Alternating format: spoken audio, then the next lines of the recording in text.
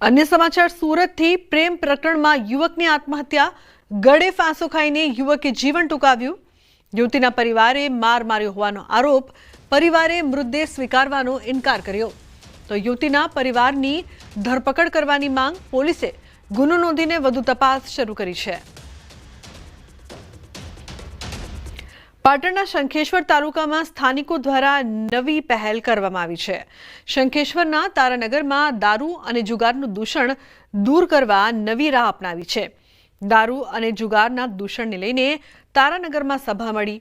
સભામાં ગામના આગેવાનો, વડીલો સહિત યુવાઓ અને મહિલાઓ હાજર રહ્યા હતા। તારાનગરમાં દારૂ તેમજ જુગાર પર પ્રતિબંધ કરાયો છે। ગામમાં દારૂનું વેચાણ કે દારૂ પીતા હોય તેમજ जुगार जेवा दूषणों में जो कोई पकड़ाशे तो 11,000 नो दंड करवानो निर्णय करायो छे। गाम सभा में तमामनी सहमति लईने आ निर्णय करवामां आव्यो छे। जेनी अंदर दारू अने जुगार बंधीनो सारो एवो निर्णय अमारा तारानगर गाम माटे लेवामां आवेल छे।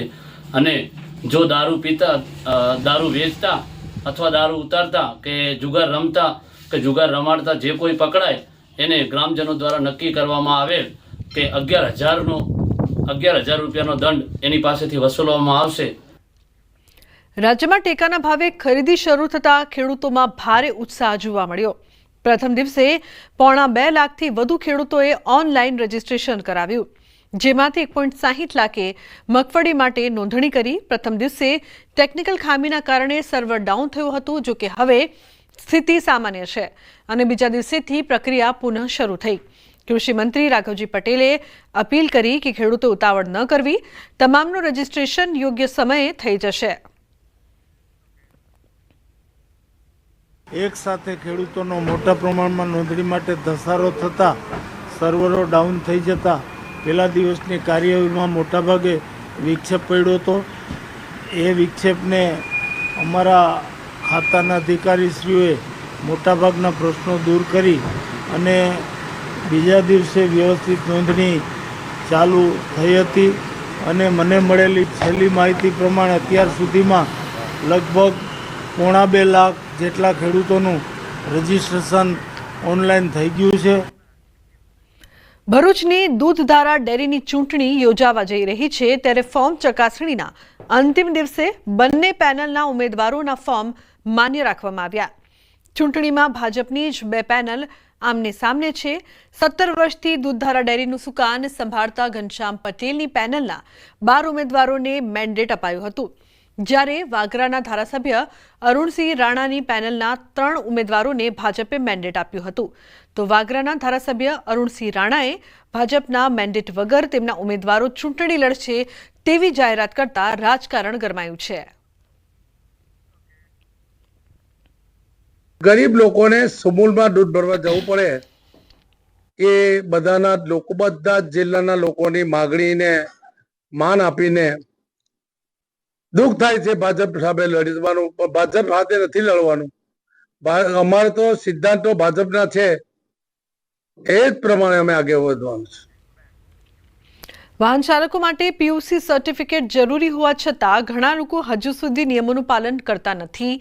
छेल्ला 1 वर्षमां पीयूसी न धरावता 2421 वाहन चालको विरुद्ध केस नोंधाया छे अने आरटीओ द्वारा कुल रूपिया 12.10 लाखनो दंड वसूलवामां आव्यो छे। पीयूसी न होय तो रूपिया 500 दंड लागे छे, ज्यारे पीयूसी बनाववा 2 व्हीलर माटे मात्र रूपिया 30 थी शरू थई रूपिया 100 सुधीनो खर्च थाय छे। तंत्रए लोकोने अपील करी छे कि दंड भरवा करता योग्य समये पीयूसी कढावવું વધુ સસ્તું અને સુરક્ષિત છે। કઢાવવા માટેની ખર્ચની વાત કરીએ તો 2 વ્હીલર માટે 30 રૂપિયા, રિક્ષા પ્રકારના જે વ્હીકલો છે એના માટે 60 રૂપિયા, એલએમબી વ્હીકલ જે પેટ્રોલ છે કે સીએનજી એમના માટે 80 રૂપિયા, જે એના સિવાયના વ્હીકલો છે જેમ કે ડીઝલ એના માટે 100 રૂપિયાનો ખર્ચ થાય છે। અને જો પીયુસી ન હોય તો એનો ફાઇન છે 500 રૂપિયા। અને જો હું દંડની વાત કરું તો લાસ્ટ 24-25 આંકડાની વાત કરું હું તમને તો ટોટલ 2421 કેસ થયા છે અને એની સામે 12,10,500નો દંડ વસૂલ કરવામાં આવ્યો છે। પીયુસી સેન્ટરનું જે સરળીકરણ ટૂંકમાં જે કોઈપણ રીતે ગેરરીતિ થતી હોય એને અટકાવવા માટે પીયુસી 2.0નું અમલીકરણ કરવામાં આવ્યું હતું। અત્યારે આપણે અમદાવાદની વાત કરીએ જેટલા પણ સેન્ટર છે ત્યાં અમલીકરણ થઈ ગયું છે। સુરત ટ્રાફિક પોલીસની તવાઈ. ટ્રાફિક પોલીસે સ્પેશિયલ ડ્રાઈવ કરી શરૂ. બ્લેક ફિલ્મ અને નંબર પ્લેટ વગરના વાહનો વિરુદ્ધ કાર્યવાહી. પોલીસ મહાનિર્દેશકના આદેશના પગલે કાર્યવાહી કરવામાં આવી છે. બ્લેક ફિલ્મ લગાવનાર કાર ચાલક વિરુદ્ધ કાર્યવાહી. કાળા કાચની કારના ચાલકને દંડ ફટકારવાનું શરૂ કરવામાં આવ્યું છે. ખામીયુક્ત જે વાહનો ફરી રહ્યા છે હાલમાં, કે જેમને કાળા કાચ ડાર્ક ફિલ્મ લગાવેલી છે અને નંબર પ્લેટ જે વાહનોના તૂટેલા છે, એ સિવાય જે પણ ખામીયુક્ત વાહનો છે એમના વિરુદ્ધ કાયદેસરની કાર્યવાહી કરવા માટેની ડ્રાઈવ આપેલી છે. અને આ ડ્રાઈવની કામગીરીમાં અમે વાય જંકશન ખાતે હાજર છીએ. અમારી ટીમ દ્વારા જે ખામીયુક્ત વાહનો છે એમના વિરુદ્ધ કાયદેસરની કાર્યવાહી કરવામાં આવે છે. અત્યાર સુધીમાં કામગીરી ચાલુ છે. તે દરમિયાન 3 વાહનો, 2 નંબર પ્લેટ વાળા અને 1 ગાડી કાળા કાચવાળી ની અમે એના વિરુદ્ધ કાયદેસર કાર્યવાહી કરેલ છે. સમાચારમાં આગળ વાત કરીશું. બધું ધોઈ નાખ્યું.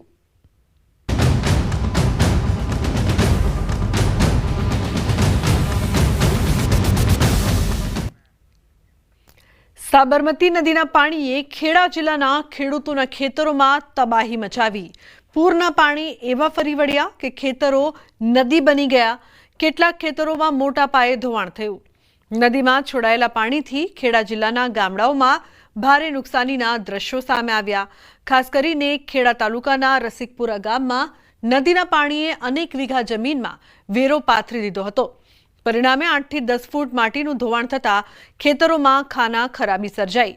પાણીનો પ્રવાહ એટલો જોરદાર હતો કે થોડા જ સમયમાં પાક ધોવાઈ ગયો અને ખેતરની સપાટી ઊંડાણમાં ખસી ગઈ. ખેડૂતો પાક ગુમાવી બેઠા છે, પણ હવે આગળ ખેતી કેવી રીતે કરવી તે પણ એક મોટો પ્રશ્ન બની ગયો છે.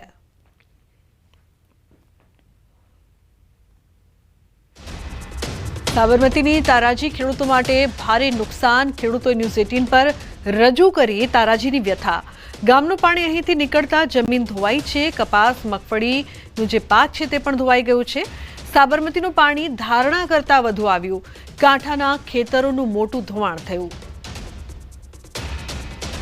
હવે અમે આખા ગામનું પાણી આયરન નીકળ્યું ને એમાં વેરો પડી ગયો. ગામમાં પાણી જેટલું હતું બધું ખાલી આયરન હતું, આખા શેમાળાનું આયરન થયું સાહેબ. આની પર મારું જીવન હતું. આમાં ઘઉં કરતા હતા, આ કપાસ કર્યો હતો, કપાસ જતો રહ્યો આમાં. સાહેબ, સ્થિતિની તો વાત જ ના કરો. જે સાબરમતીનું જે 1 લાખ ક્યુસેક પાણી કીધું હતું એની કરતાં કોઈ કારણસર વધારે પાણી આવી જવાથી નદી કાંઠાના તમામ ખેતરોનો ખૂબ મોટા પ્રમાણમાં ધોવાણ થયેલ છે સાહેબ. નદીનું પાણી આવ્યું, સાબરમતીનું વધારે પાણી છોડવામાં આવ્યું એટલે પાણી ઉપર ચડી ગયું અને પાછું પડ્યું એટલે આ મારે ડાંગેનમાં વેરા પાડી દીધા જમીનમાં. અને મારા 2 લીમડા હતા જૂના, લગભગ 30-35 વર્ષના, એ પણ પડી ગયા. ખેડૂતોના પ્રશ્નોને વાચા આપવા માટે ન્યૂઝ 18 ગુજરાતીની ટીમ અત્યારે ખેડા જિલ્લાના છેવાડાના છેલ્લા ગામ રસિકપુરા ગામે પહોંચી છે. રસિકપુરા ગામે જ્યારે અમે પહોંચ્યા ત્યારે દ્રશ્યો એટલા વિચલિત કરતા હતા કે હવે આ ખેડૂત ખેતી પણ કેવી રીતે કરશે તેવી સ્થિતિ જોવા મળી છે. મારી પાછળ તમે જે જોઈ શકો છો, આજે આખો વહેરો પડી ગયો છે. આ તમે જોઈ શકો છો તે કોઈ નદી કે કોઈ નાડું કે પછી કોઈ કાંસ નહીં, પરંતુ ખેડૂતના ખેતરમાં થયેલી આ દશા છે. જે પ્રકારે સાબરમતીમાં જે પાણી છોડવામાં આવ્યું હતું, પાણી એટલું બધું વધુ છોડવામાં આવ્યું કે જેના કારણે આ પરિસ્થિતિ સર્જાઈ. અહીંના ખેડૂતોનું કહેવું છે કે કોઈ વર્ષે આવી પ્રકારની સ્થિતિ આગળ થઈ નથી, પરંતુ આ વખતે પાણી એટલી બધી માત્રામાં છોડવામાં આવ્યું કે આ પાણી ખેતરોની અંદર જે જમીન હતી તે જમીનનું પણ ધોવાણ સાથે સાથે કરતા ગયા. બીજી બાજુના પણ દ્રશ્યો બતાવી. જે પ્રકારે આ તમે જોઈ શકો છો, જે પ્રકારે અત્યારે 8 થી 10 ફૂટ જેટલું ખેતરમાં ધોવાણ થયું છે. અને આ જે ખેડૂત હતા તેમની પોતાની 1 જ વીઘા જગ્યા હતી અને આ જમીનની અંદર ધોવાણ થવા કારણે જાણે ખેતર જ નદી બની ગયું હોય તે પ્રકારના દ્રશ્યો અત્યારે આગળ સામે આવ્યા છે. તો બુલેટિનમાં હાલ રોકાઈશું એક બ્રેક માટે. આપ જો